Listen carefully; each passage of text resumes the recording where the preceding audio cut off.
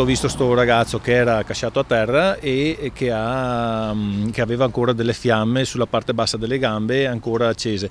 L'ho spento con l'estintore subito, si sono spente subito. Tarda sera, all'esterno dell'osteria Perbacco di via Cisole, a pochi passi dallo stadio del rugby di Monigo, avvolto dalle fiamme un camionista di 38 anni trevigiano che pochi istanti prima si era cosparso di benzina dandosi fuoco, ha corso verso il locale. Subito alcuni clienti hanno avvisato uno dei titolari, mentre dall'osteria allertavano il SUEM 118 e la polizia. Era comunque cosciente e dopo non si lamentava, cioè non è che gridasse che aveva dolori, parlava solo con il nostro cliente che lo confortava affinché appunto lo rassicurava che arrivassero i soccorsi e diceva di sua figlia, che voleva bene a sua figlia, dispiace per sua figlia, e quindi era un po', si notava che era una situazione disagiata. L'uomo, con ustioni sul 90% del corpo, è stato trasportato nel reparto Grandi Ustionati di Padova, dove versa in condizioni gravissime.